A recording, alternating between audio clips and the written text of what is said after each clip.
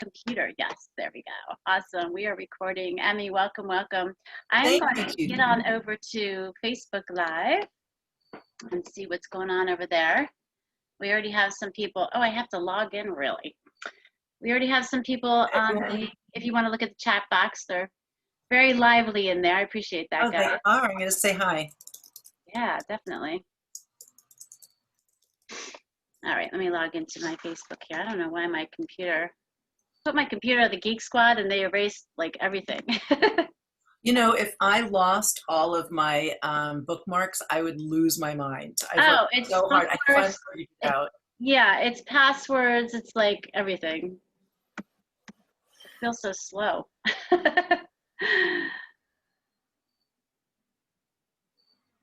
right, choose where we want to post the video. It's so nice. You have a nice group of folks. Oh, they're amazing. Some of them I've known for decades, like, long time. Yeah. Where are we? What Women Want show? Here we are. Thank you, Helen. Now I'm gonna self-proclaim myself as Wonder Woman and take off my glasses. Good. Well, I wear glasses too, so you know what I mean. So I'm taking them off, and I'm gonna take my glasses off and spin around and become. hey, where's our cocktails? Judy, where's our cocktails? I completely forgot mine. I'm being boring with my Earl Grey tea. Well, go get it as I introduce the show. I don't care. No. Listen, no. Earl Grey tea. I've got my smart water. I'm good. Good. Yeah, cocktails and interviews for me don't mix. Anyway, everyone, welcome to What Women Want show. We are live on Facebook. We're so happy to have Emme, supermodel Emme, this evening. You know, What Women Want show has gotten 1.5 million downloads over the years, so we're so happy about that. And we have our new series now called A Model Lifestyle Celebrity Series, and it is starring Emme this evening. I'm so excited to have you on the show, Emme. To be here. Thank you, Judy. So absolutely nice. And so for those of you who don't know, a model lifestyle is not just about living literally like a model, although Emme and I are models. It's true. But you know what? The whole show, the premise of the show really is about being your own role model and being a role model for other people as well. And we're going to dig into that a little deeper. You know, Emme's also a serial entrepreneur. She's a fashion designer. She's a mom, a cancer survivor. She, of course, was a supermodel, and she was in People magazine's top 50 most beautiful people twice. Who does that? I haven't even heard of that. She's a best-selling author. She's an incredible coach. I mean, if you just even start talking to her, you're going to become completely addicted to what she's talking about. And I'm so excited to have you on the show tonight, Emme. You know, before we get started, though, I do want to mention tomorrow night there's a gala. It's benefiting the veterans, and it's called Operation Warrior Shield. It's hosted by Ann Akers and a bunch of other amazing people. They've got celebrities, they've got giveaways. It's going to be a really incredible night, star-studded event. Tickets are only starting at $50. So if you find it in your heart to help the veterans, which, you know, they really do need help right now. I feel like they're being a little pushed off to the side, and it's just, I feel like a lot of people need help, but our veterans do get overlooked, you know, a lot. So if you want to join me, I'm going to be there. And, you know, Scarlett Johansson is one of the celebrities that's coming. Susan Lucci, a lot of other incredible people. So Operation Warrior Shield. Yeah, it's going to be an amazing night tomorrow night. I don't even know. I'm sure they have a Facebook page. Like I said, the tickets start at only $50. It's a great way to support. So, Emme, I'm so excited. You know, as I was doing my research for the show, I came up with about 746 questions for you. You've lived such a multifaceted, you know, incredible life. I wanted to ask you about how you got into the world of modeling. That's always, you know, such a great story in and of itself, I feel like, for every model who's out there. You were the world's first plus-size supermodel. You opened a lot of doors in the fashion industry, not just for models, but for fashion designers and a lot of people. But honestly, I was a little shocked to read this evening, you know, the story about your stepfather, which I hope that you'll tell in just a minute. Going from a 12-year-old girl who was basically abused to, you know, living the life that you did and being such an incredible role model and body conscious advocate, and even appearing before a congressional subcommittee to talk about, you know, the impact of body image.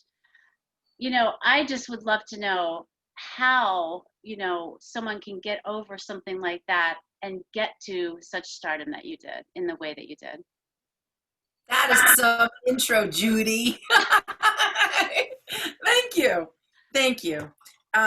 You know, I tripped into modeling. I'm an athlete first. I was invited to Olympic trials for rowing. I did not go. I took the internship to be a reporter, or to be an intern and a reporter in a network. But I still do. I'm a mesomorph through and through. You can't. I mean, you're not just an athlete. You had a full scholarship to Syracuse University. Yes. Rowing. So yes, exactly. I was a rower, it's incredible. and I did not look into modeling at all. I was 5'11". I was born at 12. I was very strong, very, very strong. And I just was like, modeling at that time, you had to be a size 0 and 5'11". And it was not an interest of mine. But on a lunch hour, after I was a TV reporter for a while for an NBC affiliate, and I came back to New York City, and I was looking at an on-flight magazine to market the temporary office space that I was the marketing director for. And I saw an article on full-figured modeling. And I go, you don't have to lose weight? I was like, that's cool. So I just, you know, during lunchtime, I was doing very, very well at my job. But I just thought, why not? Why not? A lot of people had said, you're tall, you have some looks, why don't you do this? And I said, there's no way I'm going to lose half my body weight for something ever. Because I would have to do that in order to fit into the modeling industry in the '89. And when I walked in, I got signed right there on a lunch hour. You didn't call. We didn't have, we really didn't have cell phones back then. And when you think about dinosaur age, maybe. Yeah, and you know, I was using DOS. I was the marketing director doing code in my own computer. It was kind of funny. But quickly going forward, because of my background being a reporter, and I was very curious as a reporter, and getting, you know, I'll touch on my stepfather's obsession with weight and how he, through his own really interesting way and not the healthiest of ways, trying to control my weight because his weight was so uncontrollable. He always watched sports on TV. And so I wanted to be the next Phyllis George back then. And I got the interview, I did all this stuff, but I'm really glad that I didn't go the sports route, but I really was very, very interested in TV. And when I came back to New York City, I went into the modeling, and then I went over to Ford's pretty quickly, and that's where you and I were in the same agency. But I used my experience as being a communicator, and I didn't realize that I had walked into the greatest story of the lack of body diversity being reflected in mass media. So I never saw myself as a plus size person, and I understood that that was my job, but I saw this as a woman's issue. So I hired a publicist in order to open the doors, because once you go into being public, you have to, in order to get really the seat of the right ears to hear your messaging and to get the right jobs, you have to have the right agent, you have to have the right publicist. So I had an incredible publicist that put me on the map and gave me a lot of places to have conversations. So much so that my marketing job, he didn't want me to leave because I was going to all these different places and opening accounts and sending them to him when I was in different parts of the world. And I said, listen, I've got to focus on this modeling because there's something very important taking place. And I'm really amazed that I'm in the middle of this. And then when people hit and all this, it was really remarkable. And I realized the responsibility that I have to use my reporter's hat and communicate messaging with data. And the more that I did that, the more that I started going on CNN more, ABC, NBC, CBS, and all that and everything, and writing books and reflecting the relationship or lack thereof of us and our dear bodies. So um, getting back to I'm trying to touch on the things that you asked me in the beginning. Yeah, sure. And I just want to interrupt you real quick because we were not on, we're on Facebook Live and then we weren't, and I'm pretty sure we are again now. And then for those of you out there that are only on Facebook Live, I warned you to register through Zoom so you could have access, but we're trying the best we can. So if we can't get through the rest of the video, then we're going to throw it up afterwards. So. It's, you know what, we're all really doing a good job, right? Yeah, we're all doing what we can. Doing this 6 months ago? I don't think so. Or this 8 months ago? It's it's really cool that we're all pushing ourselves and trying new things. And I don't think anybody's going to be judging you, Judy. So this is great. Thanks. I appreciate that. But hi, everybody. Hi, Facebook. Hi, everybody. So I through a spiritual journey as well, the reason why I was able to not get stuck and stay in a place of self-flagellation and body shame and depression and not rising is because I worked on forgiveness. I went through a lot of therapy and I figured out that a lot of the issues that were going on, both with my mother and my stepfather, had to do with their lack of understanding how amazing they were, basically. That's really what it is. And let me just tell people, your stepfather drew with a black marker on the places where he thought, on your body, that he thought you should lose weight. That's how, drastic this was. It wasn't him just, saying here and there, you should lose weight or whatever it was. I mean, that is really, something that a 12-year-old going from 12, it's admirable. I mean, where you've come from and how you took it and you're taking it and really teaching other people too, not to react to things like that. And even to just take it a step further and teach other people. So the story really resonates with you. Did anything similar happen to you in your life like that at all? No, it only resonates with me because you came so far from that child. Yeah. And maybe that's where it resonates, is that I was a child. I feel like I came so far also from who I was as a child. I mean, I remember once on Facebook, people were saying, is that Judy Goss, the shy girl? And I'm like, wow, well, you're not shy anymore, my dear. You're really? Shining, yeah. Like, you didn't know me really back then, but maybe I was shy, that more shy than I realized. So I just feel like the chasm of yes. time. Well, isn't that where the greatest things do come from? Yes. And I think the timing of our lives, all of ours, every single one of our lives has perfect timing in where you are, how you show up, what you get exposed to.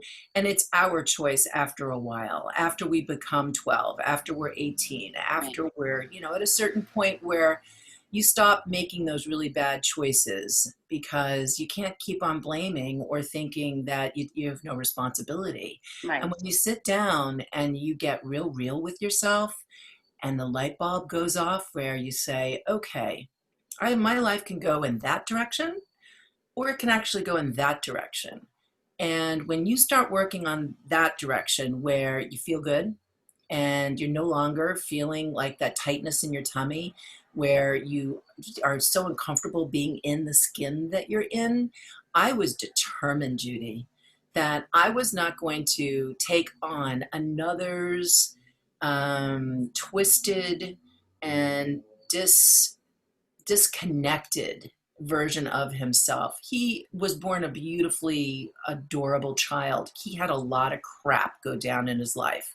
And unfortunately, there were probably not a lot of tools or a lot of people reflecting goodness around him. So without getting too much further ado here, I said, I got to figure this out and take the tentacles off of me, but don't lose the lesson. And open my heart and aperture and compassion as well, first with myself, give myself a lot of okay, well, physically you're an athlete and you can leap and jump, and okay, number one, start saying that's good and stop beating yourself up that you're not doing enough. So as I started having successes, interesting enough, with my body, I started thinking more about what my opinion was, because I was brought up not to be talking and not to be given my philosophy, and I was very afraid to use my voice. But once I started healing from the inside out, there was really no stopping me. As obviously I've written a lot of books, I've been doing a lot of talking for 30 years or whatever, and it's the most fulfilling. And I'm coaching now where I don't talk a lot, but I gotta tell you that I've forgiven my stepfather, and in a collective way, I can help women forgive, not forget, never ever forget, but forgive whatever has gone on. And I'm talking anything, to be able to rise up to either help another woman or a man going through whatever they're going through, while pulling themselves up, not keeping all the goodness and the juicy stuff to themselves. Because, it's all about learning. And I swear, Judy, I've read all those books behind me. I mean, I read a lot. I have incredible people in my life that call me out when I'm not being authentic. Mhm. I have really good friends. I don't have, I don't know. I feel I am in the right place at the right time to be a communication source to get women aligned with their bodies because of what I've gone through. And it's not as bad as a lot of women, and it's not half as, my situation is what it is, and I don't want to compare it to anybody. But boy, I know that when we align with our bodies, there is nothing more powerful. It's Nothing. true. And it Nothing. comes with the aligning of the mind as well. First. Yeah, and we were And the talking heart and earlier. the soul. Yeah. Yeah, we were talking earlier that, it comes from the inside out. Being a role model for yourself is the absolute most important that you can be. That's the Um, only way that you can shine or share or see the goodness in others. right, You exactly. you won't be able to see the shimmy sham in any other woman or yourself, or I mean, or into your children, your husband, or if you don't give yourself a break, you're not going to give anybody else a break. Yeah. So, what would you say to someone who is sitting, in the situation that we're in right now and has lost, Mm. the motivation to be that role model for themselves? They're sitting in their house, they don't have a job, they're trying to figure it all out. What's the first step that they should take? Hmm. Well, I think the first step that anybody should take is sit yourself down and start meditating. I mean, Me too. no, I really do. I Yeah. really do, because if you really want to get real and stop the suffering, it's time to connect and let go. I really think that that is a very, and whether it's prayer, whether Mhm. it's, but prayer is really giving up need. I need this, I'm giving this, but I always say prayer is meditation. meditation. Yeah, so it depends, but the teachers all say that prayer is putting up, and meditation is letting in and letting go and Hmm. allowing grace. And I think that there's some beautiful moments that once you get into that practice, and then in the stillness, then take yourself out into nature. I mean, I don't care. You just look at nature and go to bed with 5 things that you actually are grateful for the covers, if that's all that you can be, for the pillow, for the roof over your head, for the water I mean, the basics. And if you have to get that basic, go there. And then get out and move, because that elevates the serotonin levels on a chemical basis inside your body. And something I during COVID, and when we were locked down, I started walking in the forest and crying and releasing. And there was something that happened that I kept going back because I felt embraced in a very natural way, where I never really went to the forest or went to nature. I love nature and I hike and I camp and all that. But for a very different reason, I just felt very lost at the very beginning. And I think all of us did. right? We Hmm. all did. And I didn't know how to give. I didn't know, I mean, really, I wasn't able to drive anywhere. And I turned on my Instagram and said, I'll share my meditation practice if anybody wants to join me for 20 minutes. And then it turned into 90 days. Every single day at 7:30, we gathered and whatever. I mean, I'd never done anything like this and never ever talked about meditation or anything, but it was giving me a place of peace where I was not so scared. I And mean, when did you find out you're an incredible speaker, by the way. I've heard a lot of people speak, and the people that were at that New York City event all agree with me also, and you are just amazing. And I find it an interesting dichotomy of, being a face and not speaking for so long. You have so many of these twists in life. And then going on to speak in front of a congressional subcommittee, and realizing how talented you are at persuading people and really delving into important topics. mm, How did you figure that you had that talent? Because I know a lot of us have talents that we don't even know about. oh, we all do. We really, all of us have incredible talents. I just, when I get really passionate about something and when I know that we have a pandemic, a true pandemic of anorexia nervosa and all associated disorders, Mm. as well as obesity and all associated disorders with that. We have a bipolar pandemic going on, and it's been going on for quite some time. I got really, really active with the National Eating Disorders Association as one of their ambassadors, and throughout 30 years, they were called something very different, and then they had another name, and then now NEDA is what National Eating Disorders Association. If anybody has any type of body image issue or has a friend that's really struggling, because this is the time right now, I jumped in because I needed to get clear as to why I had disordered eating. And when I got into that, they said to me, you used to be a reporter, right? And I said, yeah, I could definitely communicate for you. I'd love to be an ambassador. And they said, would you like to go to DC? I said, hell yeah, I'll go. I was shaking, Judy. My heart was pounding so hard out of my chest. I was, and when you go in the appropriations committee, it's like clickety clack on the marble floor, and you're gulping, and it's like I have goosebumps saying this, and you're in these halls that make law, and that you have 15 minutes, and you better not screw up. You're on a record, and I felt very honored and proud to be able to speak on behalf of women and men in America needing to have an eye and a focus on photoshopping and eating disorder clinics and having enough for insurance. The list really goes on and on. So that started me talking out loud about photoshopping way back when. We started talking about all these different issues that I said, where's the diversity? Why are we not seeing our sisters, our family shapes and skin color reflected in products that we're buying? Why is it all very, very much looking like me?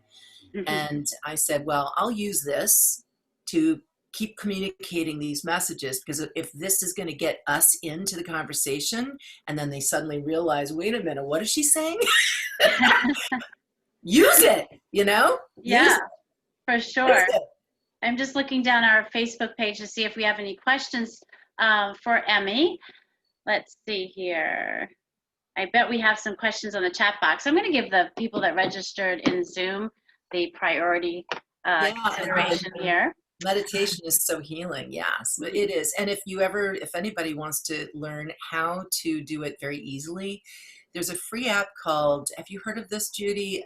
Insight Timer. It's No, I haven't. yeah, Insight Timer, and you go on your phone and you get it, download it, and they're now having, which I haven't seen in the past, they're now having live sessions that are for free. And I mean, I'm talking all different things, and people that lead meditations, crystal bowl healing and stuff. Very interesting stuff. Just sometimes you leave $1.99 as a donation. Hmm. You leave $10 if they're really doing a great job, but there's no pressure.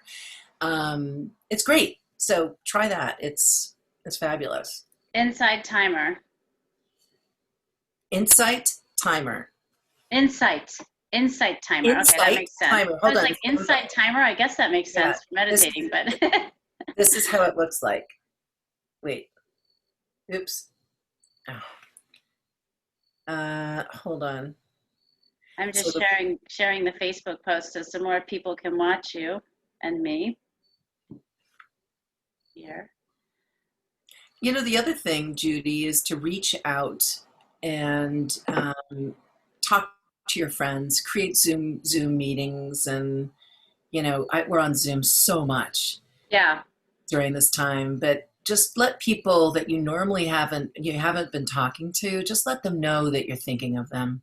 Mm-hmm. Open up, be vulnerable, um, and just know that this time is really temporary. This time is it's temporary, but it's a time to figure out some stuff about yourself and to True. start It's so loving true. yourself. It's And just, vulnerability leads to opportunity. it So does. it really does, and people don't understand, how that works. But you put yourself out there, you open yourself up, and you're going to recognize opportunities a lot easier than if put your head in the sand, which I did for like the first few months of after Well, thank COVID God. hit. I was like, ah, What is this? I'm not coming up till this is over. And then 3 months later, it was still there. Okay, so let's see. I bought a lot of tequila. I was like, okay, I got my supplies. And then I realized I don't like, I don't feel so good and I was like, that too?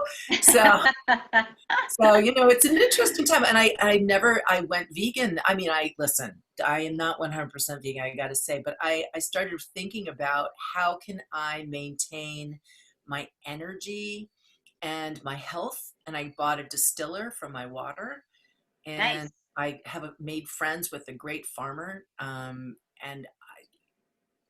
beet greens, I've never had them before. I am like obsessed. Well, you look fantastic, so there must be something you're doing right. I have some questions here in the chat box from Araya McGarry.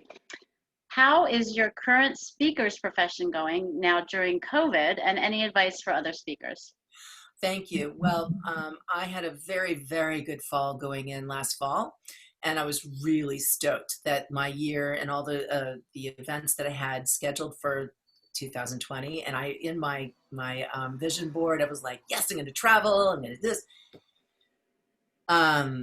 It got all cleared, all of it, except one very gutsy group pivoted very quickly to turn it into one of my first digital conferences, and God bless them. It was a heavy haul, and they did it, though. They really did it. And then subsequently, I was a part of a really fantastic group that had 1 million viewers with this fashion innovation group, and I learned a lot on how to do these very large webinars. But I found myself without work. Really, truly, it was an eye-opening experience.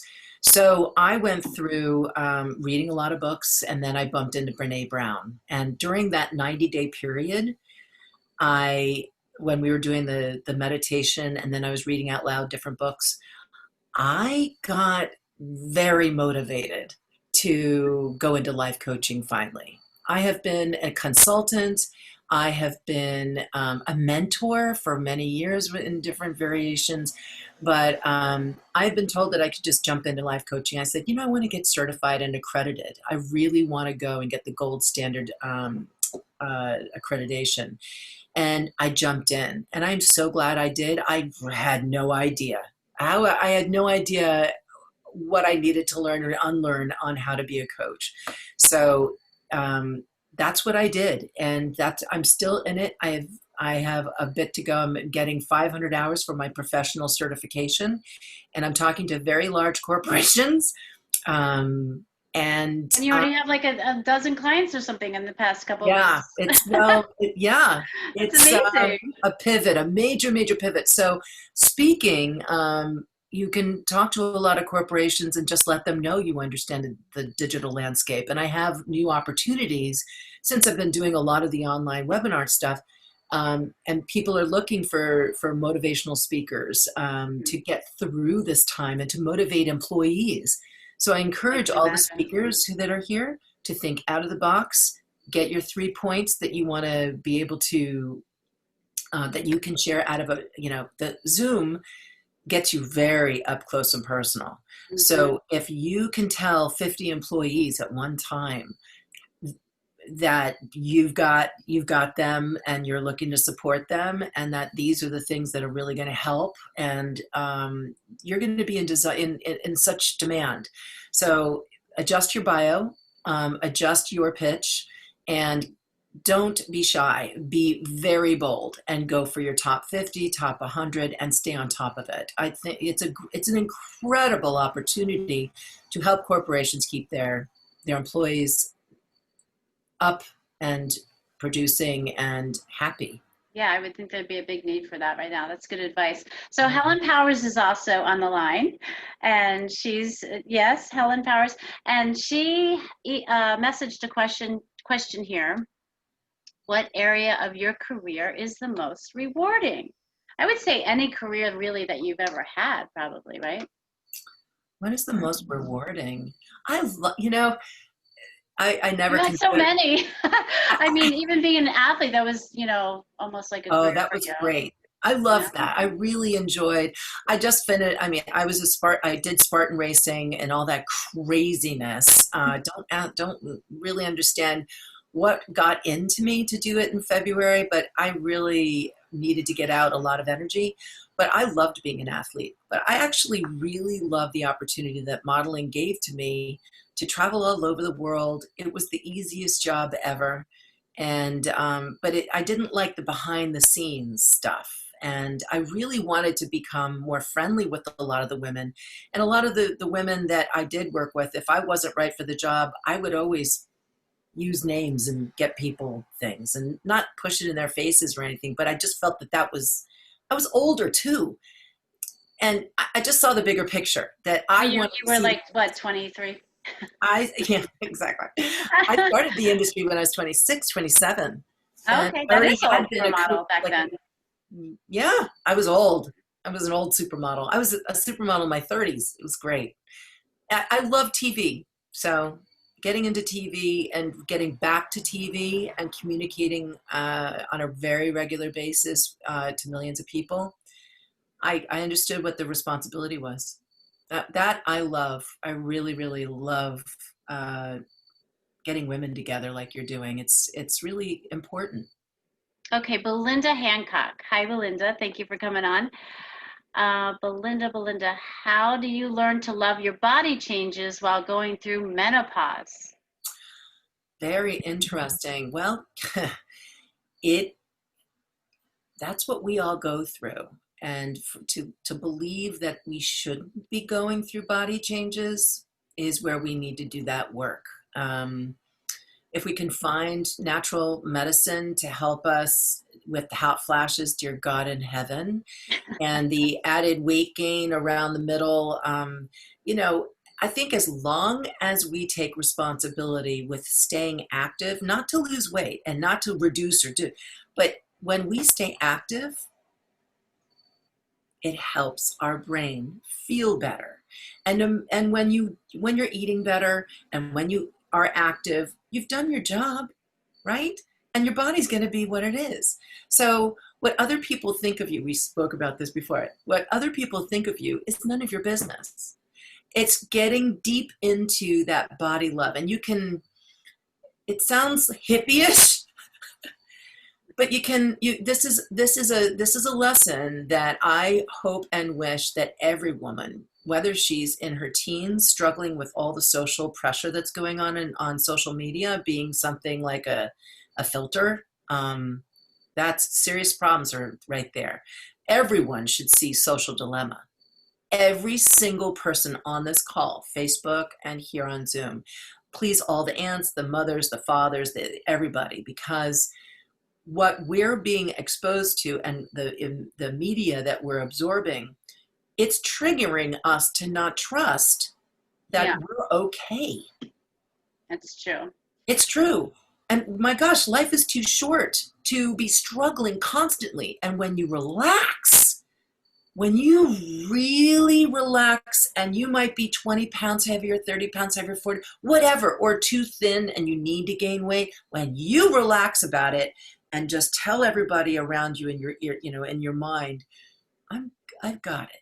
Just let me just take care of myself. And I Right. know my body and I are going to figure this one out. And when you just kind of do your thing, and this is a perfect time to do it, your body is going to take its time to just kind of go, are you sure you're not going to yell at me anymore? Are you sure you're not going to restrict? Are you sure you're not going to overstuff? Are you sure are we okay here? Make me feel ashamed. I don't want to feel ashamed anymore because I love you. I really do. I've loved you from the moment you came out. I am here for you. And can we be friends? Oh, really? You're actually being good to me and nice to me, and no longer are you feeling stressed out about me. And you're not comparing me anymore. Oh my God. Oh, oh. If you can start working with that mentality, especially now with all this time that we have, and go on a walk with her, and go and take a bath with her, and go and love her and be with her, then the menopause thing is going to be something that you say, yep, I'm in menopause. Yeah. And I have more flesh, or I have the right amount of flesh, or whatever.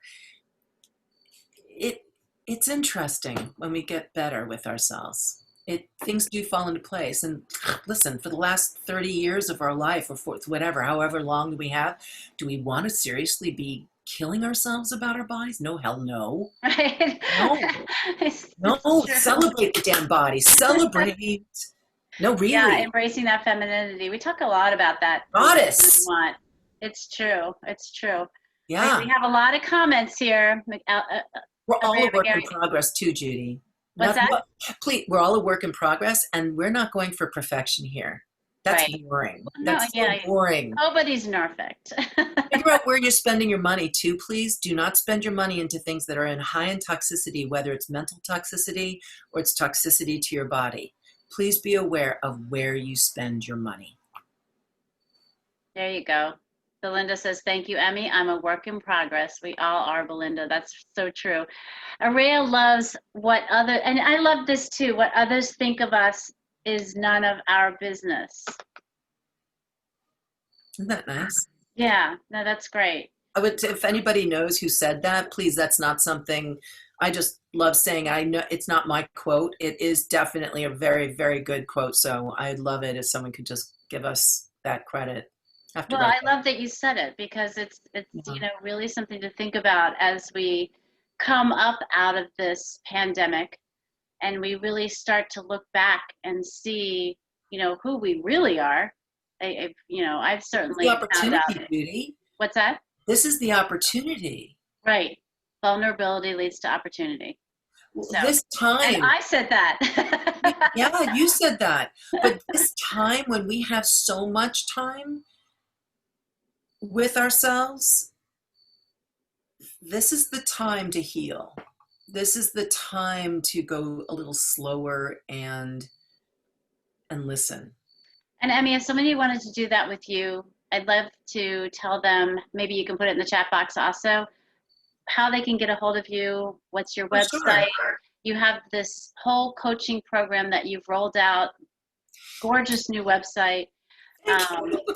Yeah, no, I really, people I'm sure are interested in how they can get a hold of you. And Yes. So I have links there for a 30-minute call for people who really do want to dig in. And it's not just for a chat. It's really about talking about what coaching is and what coaching isn't.